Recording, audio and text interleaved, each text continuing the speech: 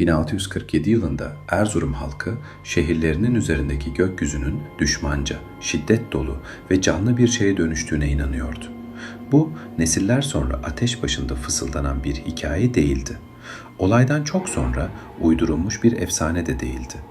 Orada yaşayanlara göre dehşet verici bir şey, evlerinin, camilerinin, sokaklarının ve kale surlarının üzerinde tam o anda gerçek zamanlı olarak yaşanıyordu. Gece karanlığında havada uçan figürlerden bahsettiler. Bazıları panik içinde kaçıyordu. Diğerleri ise onları amansızca avlıyordu. Gökyüzünü birer silah gibi kesen ateşler. Havada insan suretlerini vuran yıldırımlar ve iddialara göre gökten düşen bedenler. Parçalanmış, yanmış ve eksik. Bu anlatı bir folklorcu ya da sonraki bir tarihçi tarafından kaydedilmedi. Osmanlı dünyasının en ünlü gezgini olan Evliya Çelebi tarafından kaleme alındı. Böyle bir hikayeye neden inanıldığını anlamak için önce Erzurum'un kendisini anlamak gerekir. 17. yüzyıl Erzurum'u bir sınır şehriydi. Osmanlı İmparatorluğu'nun uç noktasında sınırların belirsiz ve tehlikenin daim olduğu bir yerde duruyordu. İran ile yapılan savaşlar hiçbir zaman uzak değildi. Askerler şehirden düzenli olarak geçerdi. Tahkimatlar şehrin süriyetine hükmediyordu. Kışlar sertti, fırtınalar sık görülürdü. Yalnızlık ve tecrit yaygındı.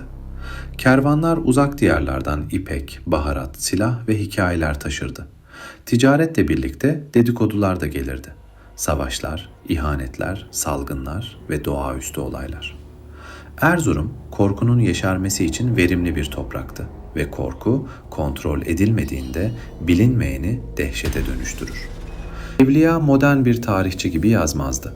Gerçekle inancı birbirinden ayırmazdı. Bunun yerine insanların gerçekliği nasıl deneyimlediğini kaydederdi. Eğer insanlar bir şeyin olduğuna inanıyorsa o da bunu yazardı. Ve Erzurum'da insanlar gökyüzünün bir savaş alanına dönüştüğüne inanıyordu. Evliyanın anlatımına göre Erzurum'un kendini dış dünyaya kapattığı geceler vardı. Güneş dağların arkasında kaybolduğunda şehir değişirdi. Sokaklar her zamankinden daha erken boşalırdı. Dükkanlar kapılarını kapatırdı. Evler birer sığınağa dönüşürdü. Kapılar sürgülenirdi, pencereler örtülürdü. Aileler içeride toplanırdı. Çocukların uyumasına izin verilmezdi. Sabaha kadar fısıldayarak dua etmeleri söylenirdi. Çünkü gece yarısından sonra insanlar gökyüzünün artık güvenli olmadığını iddia ediyordu. Görgü tanıkları rüzgarın taşıdığı tuhaf sesleri tarif ediyordu. Hayvan sesi değildi, fırtına sesi de değildi. Çatıların üzerinde yankılanan çığlıklardan, insan çığlıklarından bahsettiler. Gökyüzündeki ışık patlamalarını anlattılar. Ateş gibi davranmayan bir ateş. Yağmur yağmadan çakan şimşekler. Bazıları havanın sanki görünmez bir enerjiyle yüklüymüş gibi titreştiğini söyledi. Diğerleri sanki gökyüzü kendilerini izliyormuş gibi göğüslerinde bir baskı hissettiklerini iddia etti. Evliya çatışmaya dahil olan iki ayrı grubu tarif eder. Bir tarafta cadılar vardı. Kaotik, vahşi ve öngörülemez olarak tanımlanıyorlardı. Hareketleri ani ve şiddetliydi. Uçarken çığlıklar atıyor, havada bükülüp dönüyorlardı. Kadim bilgilerle, yasak pratiklerle ve gizlice aktarılan güçlerle ilişkilendiriliyorlardı. Diğer tarafta ise büyücüler, oburlar vardı. Kontrollü ve hesaplı olarak tanımlanıyorlardı.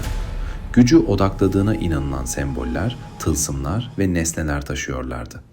Uçuşları amaçlıydı, neredeyse askeri bir düzen içindeydi. Bu gruplar bir arada yaşamıyordu, birbirlerini avlıyorlardı.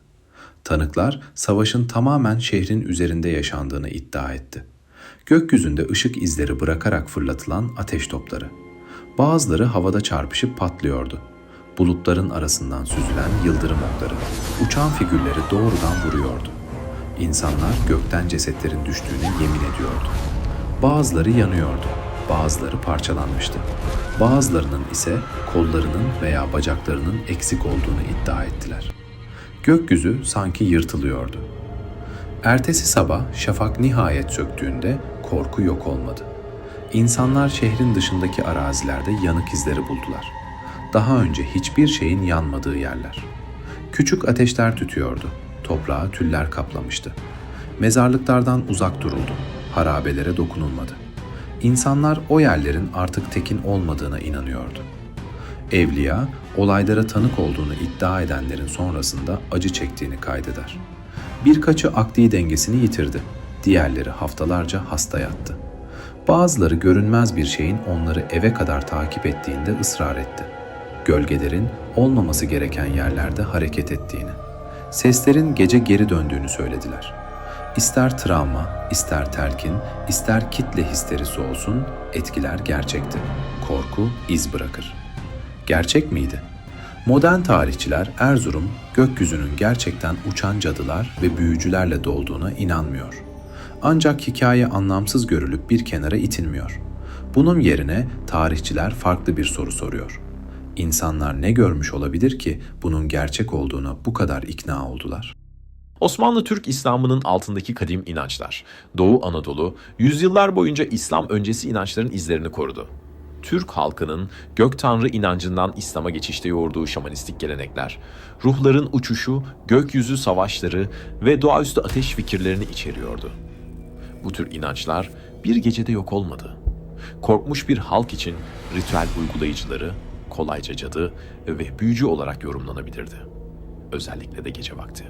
Evliya Çelebi aldatmaya çalışmıyordu. O bir inancı belgeliyordu. Onun için önemli olan cadıların gerçekten uçup uçmadığı değildi, insanların buna inanmış olmasıydı. İnanç hafızayı şekillendirir. İnanç davranışı şekillendirir. İnanç tarihi şekillendirir. Peki bu hikaye neden günümüze ulaştı? Çünkü zamansız bir şeye hitap ediyor. Korku karanlıkla buluştuğunda hayal gücü gökyüzünü doldurur. Belirsizlik hüküm sürdüğünde hikayeler gerçeğe dönüşür. Erzurum'un üzerindeki savaşın gerçekten yaşanıp yaşanmadığı neredeyse önemsizdir. Önemli olan insanların buna inanmış olmasıdır. 1647 yılında Erzurum halkı başını yukarı kaldırdı ve bir savaş gördü. Ordular değil, sancaklar değil, ateş, yıldırım ve düşen bedenler. Bir gezgin onların korkusunu görmezden gelmemeyi seçti ve bunu yazıya döktü. Böylece yüzyıllar sonra biz hala aynı soruyu soruyoruz. Bu bir tarih miydi yoksa çok daha karanlık bir şey?